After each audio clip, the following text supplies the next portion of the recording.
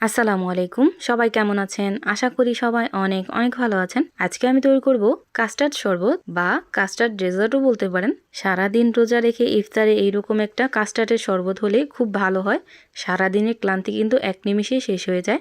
এখন কথা না বাড়িয়ে দেখে নেই আমি কিভাবে কাস্টার্ডের এই শরবতটা তৈরি করলাম। কাস্টার্ড শরবত তৈরি করার জন্য প্রথমে আমি জেলো তৈরি করব। এজন্য একটা ফ্রাই প্যানে আমি 1.5 কাপ পরিমাণ পানি দিয়ে দিছি। আর 1.5 কাপ পরিমাণ পানির সাথে 1 চামচ পরিমাণ আগার আগার পাউডারটা দিয়ে খুব ভালো করে মিশিয়ে নিলাম। তারপর পরিমাণ মতো চিনি দিয়ে দিবেন। এখন অনবরত নেড়েচেড়ে খুব ভালোভাবে জাল করে নিতে হবে।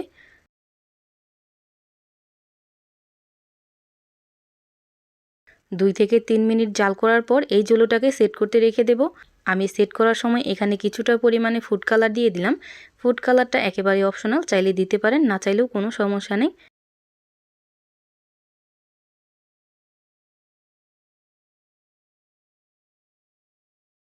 এখন এই জেলোগুলো সেট হওয়ার জন্য একটা সাইডে রেখে দেব। এদিকে একটা হাঁড়িতে আমি 1 কাপ পরিমাণ লিকুইড দুধ নিয়ে নিছি। 1 কাপ পরিমাণ লিকুইড দুধের সাথে আমি দিয়ে দেব 1 চামচ পরিমাণ কাস্টার্ড পাউডার। কাস্টার্ড পাউডারটা দিয়ে খুব ভালোভাবে মিশিয়ে আমি চুলাটাকে জ্বালিয়ে দিব। এই পর্যায়ে এসে এখানে আমি 1/3 কাপ পরিমাণ চিনি দিয়ে দিলাম। মিষ্টির পরিমাণটা অবশ্যই আপনারা বুঝে তারপর দিয়ে দিবেন। এখানে আমি আরও কিছুটা কাস্টার্ড পাউডার দিয়ে দিব। এই জন্য একটা বাটিতে 2 চামচ পরিমাণ কাস্টার্ড পাউডার দুধের সাথে খুব ভালোভাবে মিশিয়ে এখানে দিয়ে দিব। এখন অনবরত নেড়েচেড়ে খুব ভালোভাবে রান্না করে নিতে হবে।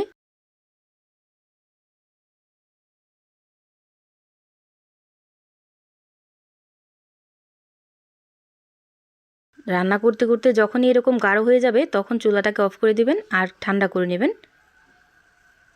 এদিকে আগে থেকে যে জেলোগুলো সেট করতে রাখছিলাম ওই জেলোটা কিন্তু একদম পারফেক্টলি রেডি হয়ে গেছে।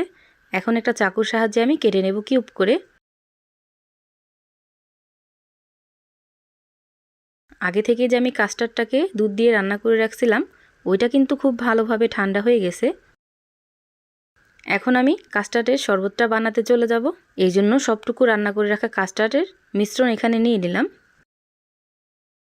এখন এখানে দিয়ে দিব 1 কাপ পরিমাণ সাবুদানা। এই সাবুদানাটাকে আমি খুব ভালো করে সেদ্ধ করে পানি দিয়ে ধুয়ে নিছি। আপনারা চাইলে এটা নাও দিতে পারেন, দিলেই খেতে ভালো লাগবে।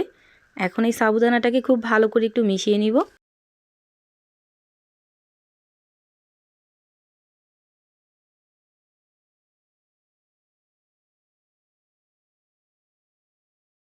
সাবুদানাটা যখন খুব ভালোভাবে মেশানো হয়ে যাবে এই পর্যায়ে এসে আমি এখানে দিয়ে দিব।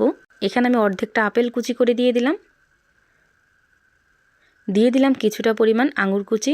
এখানে আমি 2 ধরনের আঙুর কুচি ব্যবহার করলাম। আপনারা আপনাদের পছন্দ মতো যে কোনো ফল এখানে ব্যবহার করতে পারেন। এখন এই ফলগুলো খুব ভালোভাবে মিশিয়ে নিব।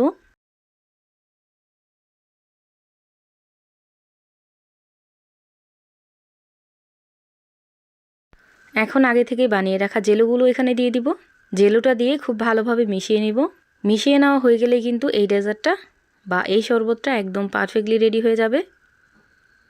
এভাবে কাস্টার্ডের শরবত কিন্তু খেতে অসম্ভব মজা হয়। বাসায় অবশ্যই একদিন ট্রাই করে দেখবেন। ইনশাল্লাহ আপনাদের কাছেও খুবই ভালো লাগবে। ভিডিওটা আপনাদের কাছে কেমন লাগছে অবশ্যই কমেন্ট করে জানাবেন। সবাই ভালো থাকবেন, সুস্থ থাকবেন। আল্লাহ হাফেজ।